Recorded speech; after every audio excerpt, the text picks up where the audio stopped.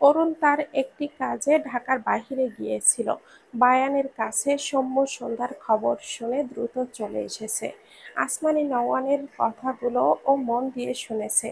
আকাশের রিয়াকশন দেখে সে কথা আর কি বলবে, সেই তখন থেকেই মুখ চেপে হাসছে। আকাশের পাশে দাঁড়িয়ে থাকায় আকাশের বলা জঘন্য ফিলিংস শব্দটি তার কানে গিয়েছে। এবার না পেরে শব্দ করেই হেসে দেয়।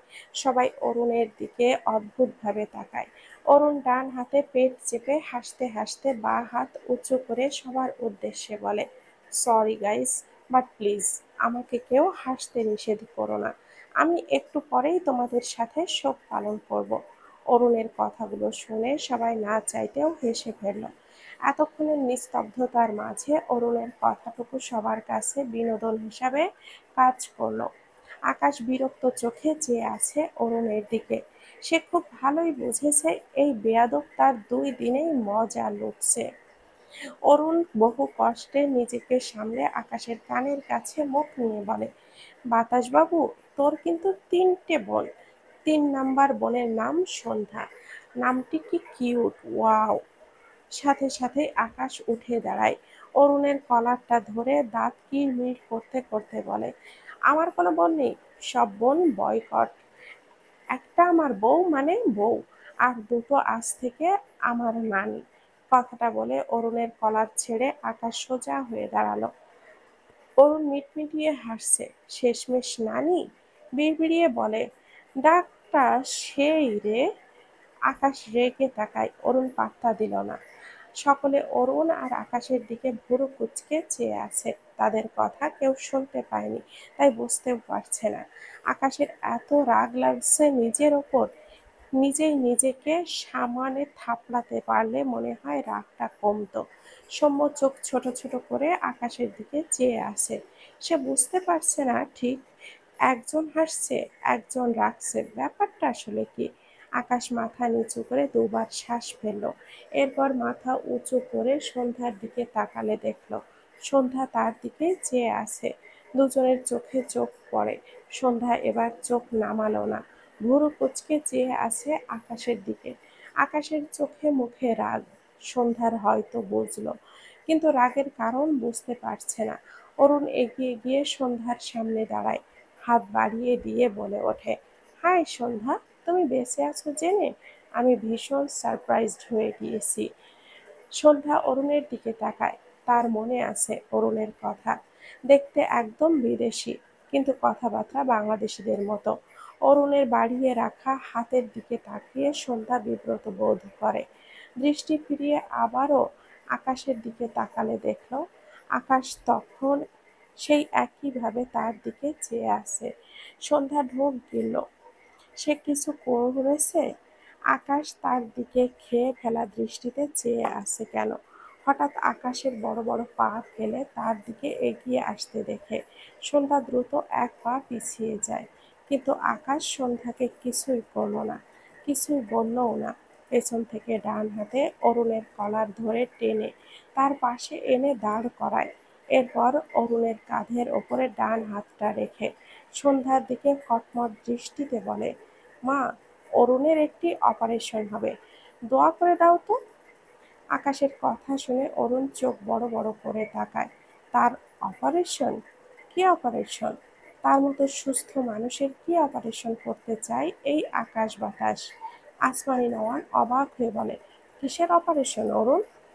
অরুণ আকাশের দিকে রেগে তাকায়। আকাশের দৃষ্টি সন্ধ্যার পানে। মনে হচ্ছে 2 চোখ দিয়ে সন্ধ্যাকে চিবিয়ে খাচ্ছে। সন্ধ্যা ঢোক গেল। সন্ধ্যার মনে হচ্ছে আকাশ নিজের 2 চোখ দিয়ে তাকে অপারেশন করছে এখন।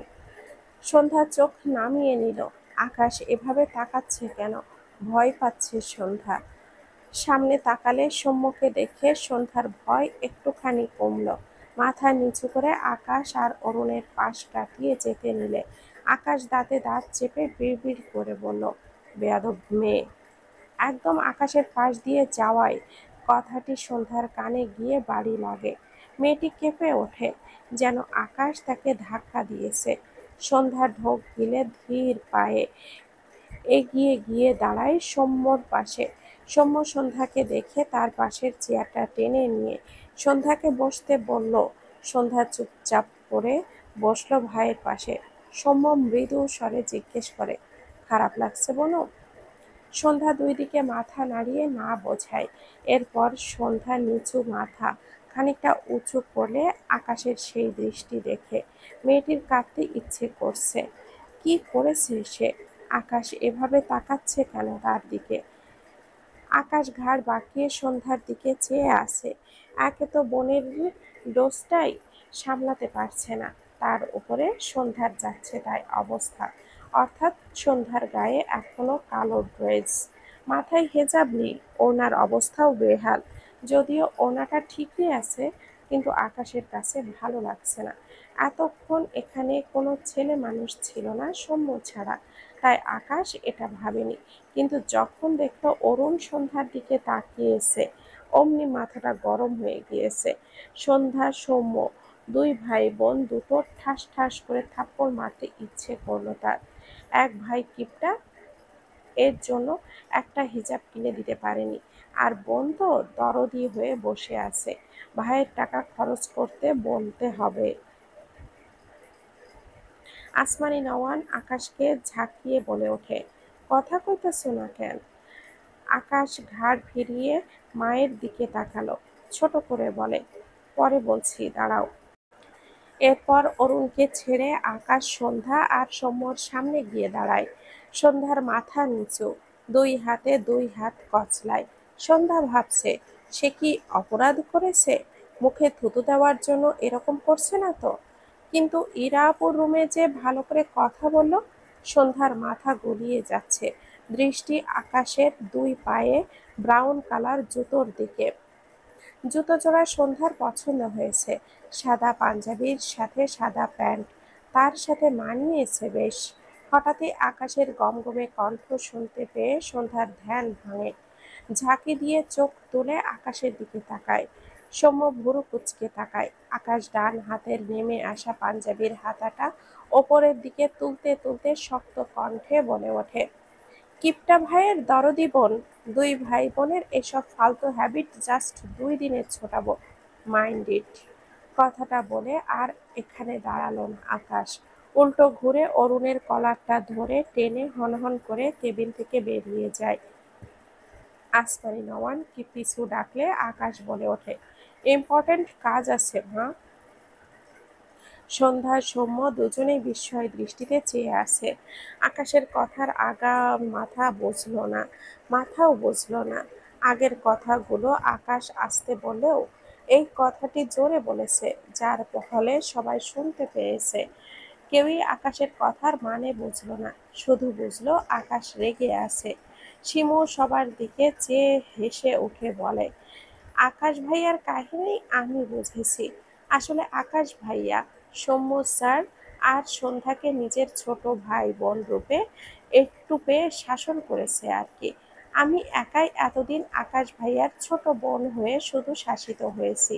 আজকে আরো দুই ভাই বোন পেয়ে আকাশ ভাইয়া কন্ট্রোল করতে না পেরে সন্ধ্যা আর সৌম্য স্যারকে শাসন করে দিয়েছে। সবাই বুঝেছো? শিমুর কথা শুনে সবাই শব্দ করে হেসে ফেলে। শিমুর নাটকীয় ভঙ্গিতে কথা বলার ধরনে সন্ধ্যাও না হেসে পারল না, কিন্তু সৌম্য হাসল না, বিরক্ত চেপে চোখে শিমুর দিকে চেয়ে রইল। এই মেয়ে একটুও বদলায়নি। যত ধরনের ফালতু কথা এই মেয়ের কাছে পাওয়া যায়। হাতের ফোনটা বেজে উঠলে সৌম্য কলটা রিসিভ করে। রিহান কল করেছে। সৌম্য হসপিটালে পৌঁছেছে। রিহান মার্কেটে পাঠিয়েছিল সন্ধ্যার জন্য কিছু হিজাব কিনে আনতে। এতক্ষণে ও না আসায় সৌম্য রিহানকে কল করলো।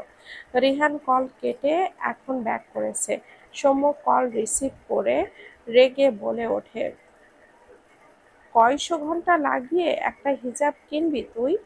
লাগবে না আর, কিনে থাকলে নিজেই বেঁধে বসে থাক, নয়তো ওটা খেয়ে তুই আর তোর পেট ভরা।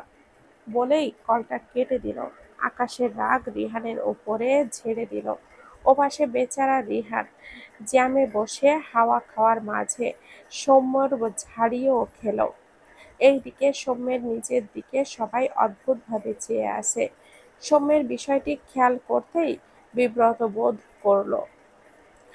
উঠে দাঁড়িয়ে মৃদু স্বরে বলে, আমি ডক্টরের সাথে কথা বলেছি, আসছি। কথাটা বলে দ্রুত বেরিয়ে যায়। সৌম্য বেরিয়ে যেতেই শিমু পিক করে হেসে দেয়। হাসতে হাসতে বলে ওঠে, সন্ধ্যা, তোমার ভাইয়া কাকে হিজাব খেয়ে পেট ভরাতে বলল?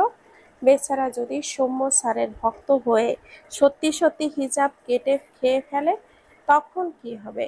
শিমুর কথায় সন্ধ্যা একটু হাসল। শিমুকে দেখে তার সোহার কথা মনে পড়ে যায়। কেউ একটু হাসলেই তার সোহার কথা মনে হয়ে যায়। শিমুর মা শিমুর কান টেনে বলে, সন্ধ্যাকে নাম ধরিস কেন? ও তোর ভাবি হয়। শিমু মুখ কুঁচকে বলে, আচ্ছা আচ্ছা, ভাবিই বলবো। কান ছাড়ো তো মা। শিমুর কথায় আবারও সবাই হাসলো। ইরার মা আসমানি নওয়ান সন্ধ্যার দিকে তাকায়। আকাশের জন্য তাকে ভাবি ডাকতে বলেছে ভেবে সন্ধ্যার অদ্ভুত লাগলো। আকাশ অরুণকে টেনে নিয়ে নিয়াজের রুমে এনেছে। নিয়াজ রুগী দেখা শেষ করে মাত্রই চেয়ারে গা এলিয়ে দিয়েছে। এমন সময় আকাশকে হুড়মুড়িয়ে তার রুমে ঢুকতে দেখে ভুরু কুঁচকে তাকায়। সাথে সাথে অরুণও আছে। আকাশ অরুণের কলার ধরে সরাসরি নিয়াজের সামনে এসে দাঁড়ায়। অরুণ বিরক্ত হয়ে বলে, বাল কলার ছাড় তো। আকাশ শুনল না, নিয়াজের উদ্দেশ্যে বলে, নিয়াজ, অপারেশন থিয়েটারে চলো, সব রেডি করো, ইমার্জেন্সি অপারেশন করাতে হবে। নিয়াজ ভুরু কুঁচকে বলে, কার? আকাশের কাট কাট জবাব অরুণের। অরুণ চেঁচিয়ে ওঠে, কি? কিসের অপারেশন আমার? ছাড় বেয়াদ্দপ। নিয়াজ অবাক হলো না। এদের কারবার দেখেই বুঝেছে নিশ্চয়ই অরুণ ভুলভাল কিছু করেছে, আর আকাশ এর শাস্তি দিতে এখানে এনেছে। তাই বলে অপারেশন করিয়ে শাস্তি? বিড়বিড় করল, যেমন কর্ম তেমন ফল। যেমন বন্ধু বানিয়েছে তেমনই শাস্তি ভোগ করবে। তার কি? সে তো আর আকাশের বন্ধু নয়। অতঃপর গলা ঝেড়ে বলে ওঠে, কি অপারেশন করতে হবে? আকাশের সাথে সাথে বলে ওঠে, ওর ডান হাত কাটতে হবে আর চোখ দুটো তুলে নিতে হবে। নিয়াজ কেসে ওঠে। অরুণ চোখ বড় বড় করে তাকায়, হতভম্ব হয়ে বলে, ইন্নালিল্লাহ, কেউ আমাকে বাঁচাও এই আধ পাগলের থেকে। নিয়াজ এক ঢোক পানি খেয়ে বলে, আসলেই। আকাশ রেগে গিয়ে বলে, তো তোমার সাথে কি আমি নকলেই কথা বলছি? নিয়াজ থতমত খেয়ে তাকায়। অরুণ আকাশের দিকে চেয়ে রেগে বলে, এই, তোর কি একটুও মায়া নেই? আমার মতো এত সুদর্শন পুরুষের চোখ তুলে নিতে চাস? আকাশ কিছু ভেবে বলল না। নিয়াজ, অরুণের সুদর্শন চেহারা কুদর্শন বানাতে হবে, এটাও অ্যাড কর। অরুণ মাথায় হাত দেয়, রেগে বলে, তোর প্রবলেম কি? একদম এসব উল্টাপাল্টা কাজ করার কথা ভাববি না। আকাশ রাগান্বিত স্বরেই বলে, তোর নজর ভালো না, এইসব চোখ থাকা অন্যের বউদের জন্য রিস্ক। অরুণ চোখ ছোট ছোট করে তাকায়। ও, এইবার বুঝলাম। সে সন্ধ্যার সাথে কথা বলতে গিয়েছিল বলে এর পা থেকে মাথা পর্যন্ত জ্বলছে, তাই বলে তার চোখ তুলে নিবে? তার সাধের হাতটাও কাটতে বলছে?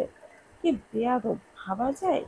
সে কত ইয়াম্মি ইয়াম্মি খাবার খায় এই হাত দিয়ে, তাও কি কেউ কখনো ভেবেছে? অরুণের মুখটা দুঃখের ভরে গেল। অতঃপর বলে, ছাড় রে বাবা, তোর বউয়ের ধারের কাছেও আর যাব না। আচ্ছা নে, তোর বউ যে বাড়ি থাকবে, সেই বাড়িতেও থাকবো না।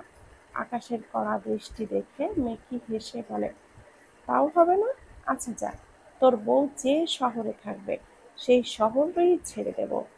আকাশের দৃষ্টির নড়চড় নেই। অরুণ অসহায় কণ্ঠে বলে, ওরে আল্লাহ, এই দেশ ছেড়ে দিব যা, নিজের বাড়িতে চলে যাচ্ছি আমি। তুই আর তোর বউ শান্তি করে বাংলাদেশে থাক। এবার ছাড় বাপ। আকাশ সাথে সাথে অরুণের কলারটা ছেড়ে ফোনে কিছুটা টাইপ করে বলে, টিকিট বুক করে দিয়েছি, কাল ভোরে টিকিট, লাগেজ গুছিয়ে নে। অরুণ চোখ বড় বড় করে তাকায়, মানে? তাকে তাড়িয়ে দিচ্ছে? এমন বেয়াদব বন্ধু কোথায় পাওয়া যায়? আকাশ অরুণের দিকে চেয়ে বলে, টিকিট ক্যান্সেল করলে চোখ দুটো দান করতে হবে। আমি দৃষ্টিহীন ব্যক্তিদের সাথে কন্টাক্ট করেছি। কোনটা চুজ করবি? চোখ দুটো দান করলে অবশ্য সব কামাই হবে। জীবনে কম তো আর পাপ করলি না। অরুণ দাঁত কিরমির করে ডান হাতে আকাশের গালটা টেনে বলে, ও মা গো, আমার বাতাস বাবু তো নয়, এ যেন সাক্ষাৎ ফেরেশতা বাবু। আকাশ বিরক্ত হয়ে অরুণের হাতটা ঝাড়া মেরে সরিয়ে দেয়। নিয়াজ মুখে হাত দিয়ে হাসছে। অরুণ দ্রুত পায়ে নিয়াজের রুম থেকে বেরিয়ে যায়, যেন সে সত্যি লাগেজ গোছাতে যাচ্ছে। আকাশ নিয়াজের সামনের চেয়ারে টেনে বসে চিন্তিত কণ্ঠে বলে ওঠে, এরা কবে সুস্থ হবে, জানো কিছু? নিয়াজ বলে, ইরার চিকিৎসা আমাদের বড় স্যারের আন্ডারে হচ্ছে।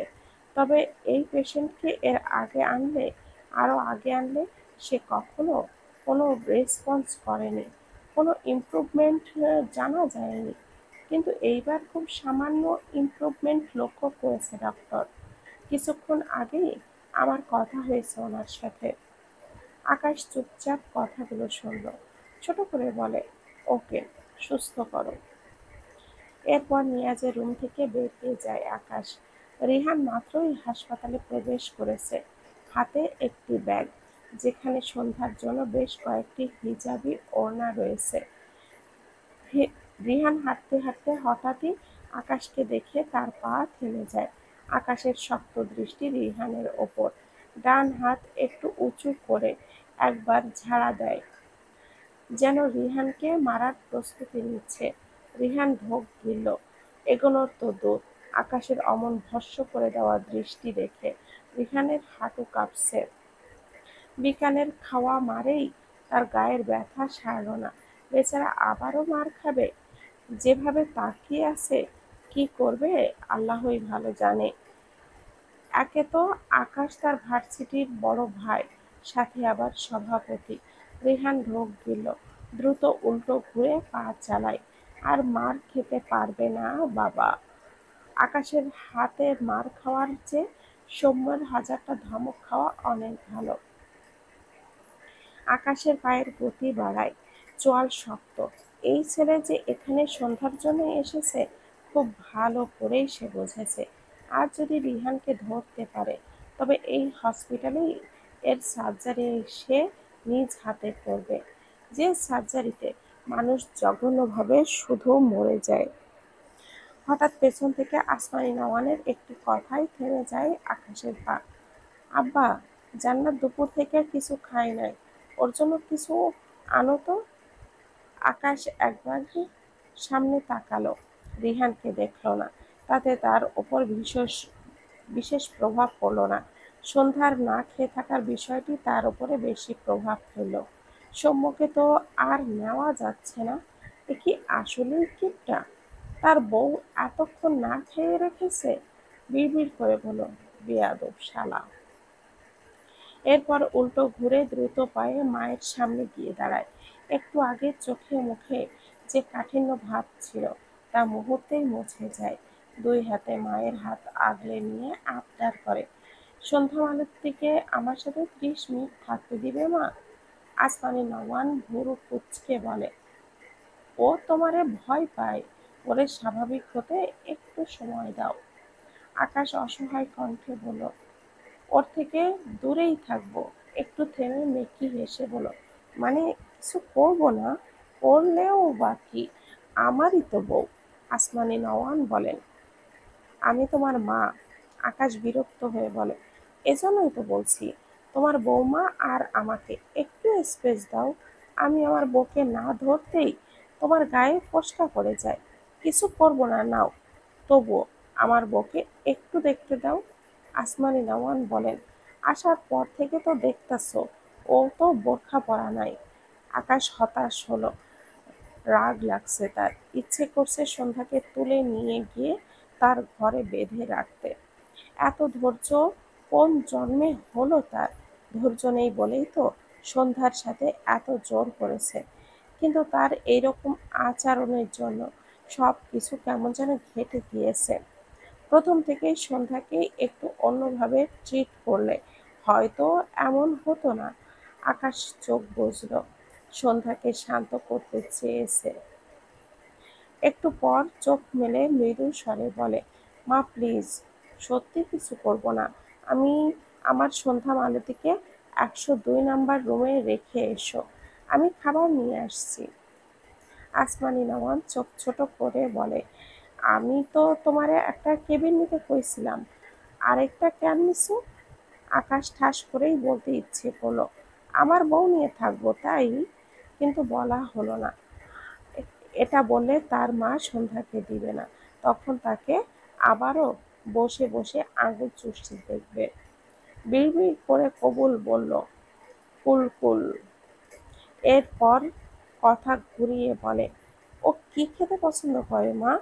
আসমানি নওয়ান উল্টো ঘুরে কেবিনের ভেতরে যেতে যেতে বলে, গরুর মাংস দিয়ে ভাত আইনো।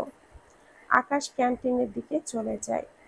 সৌম্য ইরার পাশে বসে আছে, মুখটা মলিন, দৃষ্টি ইরার মুখে।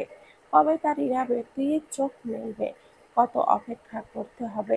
তার যে অপেক্ষা করতে ইচ্ছে করে না, তার ভীষণ ইচ্ছে করে তার ইরাবতী উঠে বসুক, তার দিকে তাকাক, তার সামনে অভিযোগ মেলে ছড়িয়ে দিক, অভিমানের ঝুড়ি নিয়ে বসুক। সে সব মেনে নেবে, কিন্তু এমন নির্জীব ইরাবতীকে দেখতে তার খুব কষ্ট হয়। ডান হাতের মাঝে ইরা বা ইরার বাঁ হাতকে ধরে রাখা, বিড়বিড় করে, ইরাবতী। আসমানি নওয়ান সৌম্যর পাশে এসে দাঁড়িয়েছে, সৌম্যকে এক ধ্যানে ইরার দিকে তাকিয়ে থাকতে দেখছে অনেকক্ষণ থেকে। ডান হাত সৌম্যর কাঁধে রাখলে সৌম্য দ্রুত মাথা উঁচু করে তাকায় আসমানি নওয়ানের দিকে। নিজেকে সামলে চেয়ার থেকে উঠে দাঁড়ায়। সৌম্যর অস্বস্তি লাগছে, সে না জেনে এনার সাথে অনেক বাজে ব্যবহার করে ফেলেছে। সৌম্য মাথা নিচু করে অনুতাপের সুরে বলে, আন্টি আমি সরি। আসমানি নওয়ান মৃদু স্বরে বলে, আমি তোমার আন্টি হই আব্বা? আব্বা ডান শুনে সৌম্য যেন ও কেমন স্তম্ভিত হয়ে যায়। তার মা এভাবে তাকে ডাকতো। চোখ তুলে আসমানি নওয়ানের দিকে তাকায়। ভদ্র মহিলা সৌম্যের গালে হাত রেখে বলে, আমি তোমার খালাম্মা হই। আমারে হয় খালাম্মা কইয়া ডাকবা, নয়তো আকাশের মতো শুধু মা কইয়া ডাকবা। পারবা না আব্বা? সৌম্য ঢোক গিলল। ঠিক কত বছর আগে এভাবে মায়ের আদর মাখা একটি শব্দ শুনেছিল তার মনে পড়ে না। সে ভীষণ আবেগী হয়ে যাচ্ছে, ঝাপসা চোখ জোড়ায় এদিকে ওদিকে নিয়ে নিজেকে স্বীকার করতে চাইল। এরপর আসমানি নওয়ান তার দিকে চেয়ে বলে, আমি কি আপনাকে একবার জড়িয়ে ধরতে পারি? আসমানি নওয়ানের চোখ জোড়া ভিজে যায়। কোনো ছেলে যদি এত অসহায় কণ্ঠে মায়ের কাছে আবদার করে, তার কেমন করা উচিত? আসমানি নওয়ান একটু হেসে বলে, অবশ্যই পারো আব্বা। সৌম্য সাথে সাথেই আসমানি নওয়ানকে জড়িয়ে ধরল। আসমানি নওয়ান সৌম্যের পিঠে হাত রাখল। তার জ্যোৎস্নার অংশ এটা ভেবেই বুকটা শান্তিতে ছেয়ে গেল। সৌম্য বেশ করে অনেকটা সময় পর আসমানি নওয়ানকে ধরে রেখেই ভাঙা গলায় বলে, আপনার সাথে মায়ের গন্ধ লেগে আছে, আমি আপনাকে অবশ্যই মা ডাকবো। সৌম্যর কথায় আসমানি নওয়ান হেসে ফেলল। সন্ধ্যা একটি ফাঁকা কেবিনে চুপচাপ বসে আছে। আসমানি নওয়ান তাকে এখানে বসিয়ে রেখে গিয়েছে, আর বলে গিয়েছেন একটু পর এখানে তার জন্য খাবার আসবে। সন্ধ্যা বারবার দরজার দিকে তাকাচ্ছে। হঠাৎই আকাশকে একটি প্যাকেট আর একটি পানির বোতল হাতে নিয়ে কেবিনের ভেতরে ঢুকতে দেখল। আকাশকে দেখে সন্ধ্যা চোখ বড় বড় করে তাকায়। আকাশ উল্টো ঘুরে দরজাটা আটকে দেয়। সন্ধ্যা দ্রুত বেড থেকে উঠে দাঁড়ায়। এখানে আকাশ কেন, আবার ঘরের দরজা আটকালো কেন? সন্ধ্যা ভীতর চোখে তাকায়। আকাশ হাতের প্যাকেট আর বোতলটা বেডসাইড টেবিলের ওপরে রাখলো। এরপর সন্ধ্যার সামনে এসে দাঁড়ায়। সন্ধ্যা ঢোক গিলল, এক পা পিছিয়ে যায়। আকাশ ও সন্ধ্যার দিকে এগিয়ে এক পা এগোলো। সন্ধ্যা দ্রুত মাথা উঁচু করে আকাশের দিকে তাকায়। আকাশ সন্ধ্যার দিকে চেয়ে আছে, মুখরব গম্ভীর। সন্ধ্যা শুকনো গলা ভিজালো। আকাশ তো তার ওপরে রেগে ছিল, এখনো কি সেই রাগ মেটাতে এভাবে এসেছে এখানে? সন্ধ্যা নিজের ভয়কে তাড়াতেই চাইল। মাথা নিচু করে আকাশের পাশ কাটিয়ে যেতে নিলে আকাশ ডান হাতে সন্ধ্যার বাঁ হাতটা টেনে তার সামনে দাঁড় করায়। সন্ধ্যা চোখ বড় বড় করে তাকায়। আকাশ সন্ধ্যার দিকে তীক্ষ্ণ চোখে চেয়ে আছে। তাদের মাঝে আহামরি দূরত্ব নেই, তবুও আকাশ সন্ধ্যার দিকে এগোলো। সন্ধ্যা বুঝতে পেরে পেছাতে গেলে ঠাস করে বেডের ওপরে পড়ে যায়। খোঁপা করা চুলগুলো খুলে যায়। হতভম্ব হয়ে যায় সন্ধ্যা। আকাশ তার পাঞ্জাবি খুলে রাখা বোতামের নিচের বোতামটি খুলে, তারপর বোতাম খুলতে খুলতে একটু হাসিতে বলে, আমি তোমার কে জানো? সন্ধ্যা আকাশের পাঞ্জাবির বোতামে খেয়াল করায় ব্যস্ত। হাতের দিকে তাকায়। এরপর বিস্ময় চোখে তাকায় আকাশের দিকে। আকাশের হাসি দেখে সন্ধ্যা ঢোক গিলল। সন্ধ্যার মুখের এক্সপ্রেশন দেখে আকাশের হাসি দীর্ঘ হয়। অতঃপর বলে, হাজবেন্ড হই তোমার, একদম লিগ্যাল ওয়াইফ তুমি আমার। রিয়েল রেজিস্ট্রি পেপারে যত্ন করে তুলে রাখা আছে আমার ড্রয়ে। এরপরও কোন সাহসে আমার থেকে পালাতে চাও তুমি?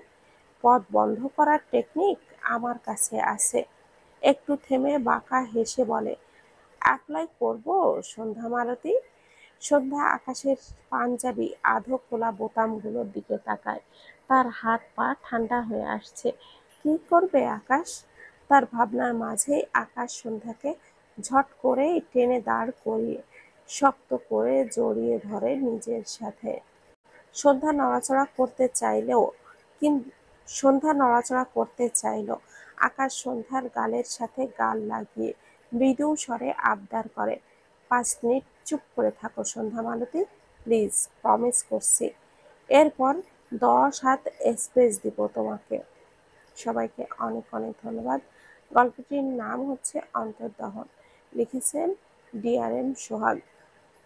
এটি গল্পের 30তম পর্ব। ভালো থাকবেন, সুস্থ থাকবেন। আল্লাহ হাফেজ। আসসালামু আলাইকুম ওয়া রাহমাতুল্লাহি ওয়া বারাকাতুহু।